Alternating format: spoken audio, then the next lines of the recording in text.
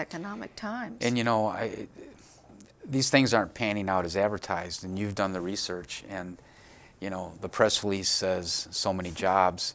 The ultimate reality is that it's usually somewhat less than that. And obviously, if this was the way to go, especially the way we've been doing this in the last several years, you know, we wouldn't be in such difficult economic straits. I think first you have to have, you know, broad-based tax relief. And to me, these are kind of the icing on the cake. They're the extra things. I mean, we need to go back to basics and help all businesses across the board.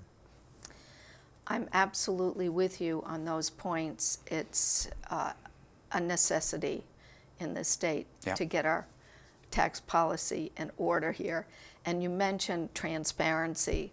At this point, I think it's a good idea for the legislature to reassert itself, especially the House Tax Policy Committee and the Senate Finance Committee. After all, we are really responsible in many ways for making decisions. And if we don't have valid information, you know, as someone once said, trust but verify. I think it was Ronald Reagan. Yeah. And that's what we're after. So we have a few transparency bills that would hold the MEDC to more accurate reporting on direct jobs created, the amount of the credits received and given.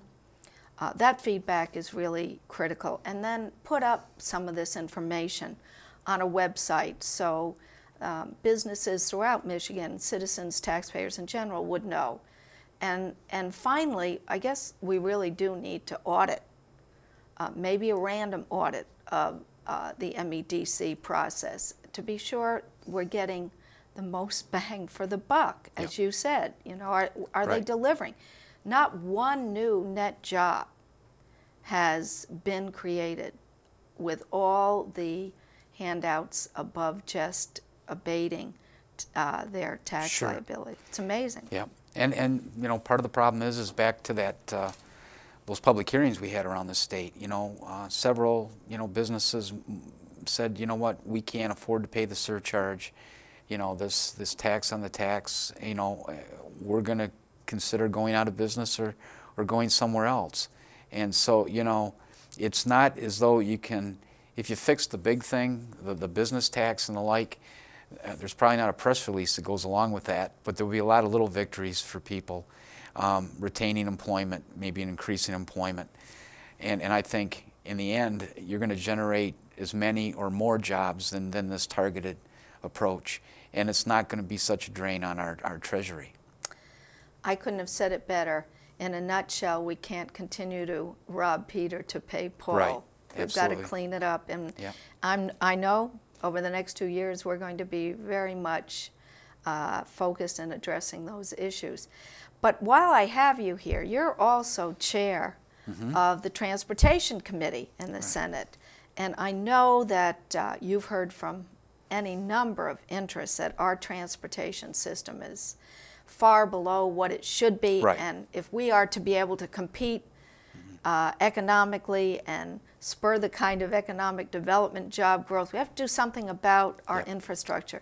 Where is all that, Jud? You have a heavy responsibility here. Yes, it's a big one, and it's not a pleasant task because the bottom line is that the system definitely needs additional revenues. What's happened to the transportation fund over the last several years, especially since gasoline started to go up, there's been inflation in the industry. Much of what's done within the industry is petroleum-based. Asphalt is, you know, petroleum. Their prices have gone up dramatically. Even my local road commission said the price of salt has increased dramatically.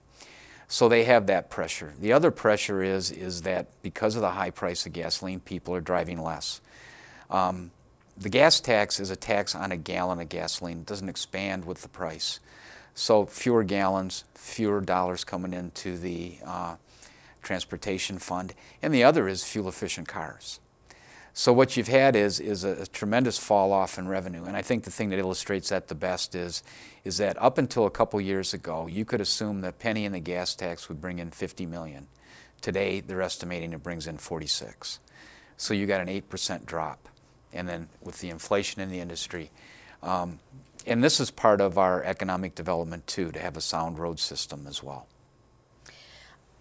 Well, given that, and knowing that local units of government as well as the state is really pinched, where do we go from here? What are you looking at? What are your committee members looking at? Well, back last year we formed a task force to look at that. The preliminary report's going to be out here in a few days, and there's going to be a final report 10 days afterwards or so, around November 10th. And what we're not going to make is specific recommendations to the legislature, but just going to be a list of options, kind of a menu. One of the things that I feel very strongly about is that we don't go back to the gas tax, increase the price of gasoline. I think that's because of the problems we're having with it. It's just putting off your problem to another day. The one thing that has kept up is registration fees. We're talking about an increase in that. One of the things I was very happy to, when we went through this whole process, is we're going to have some way to mitigate the cost to the consumer. That there needs to be, you know, speaking of tax credits, a tax credit maybe for the extra you might pay on registration fees. The other side of it is some reforms. And I've been working on reforms since I've been here in the legislature. Something that probably I don't think a lot of legislators know, but the money we pay to the Secretary of State to collect registration fees comes directly from the Transportation Fund. That's $120 million a year. We'd like to see that reduced. There's other agencies. We pay Treasury, the State Police, DEQ. That adds up. So maybe that needs to be looked at. That's one of the reforms we're looking at. That's another whole avenue that will be on target as we go into the new year. Right. Would you say, too, that since taxes do matter, and if we could do more broad-based tax reforms and reductions, that it would grow our economy and therefore new revenue would come in that would help transportation? Oh, I think marginally that would be certainly helpful. But I do think that we do need additional revenue here sometime in the future.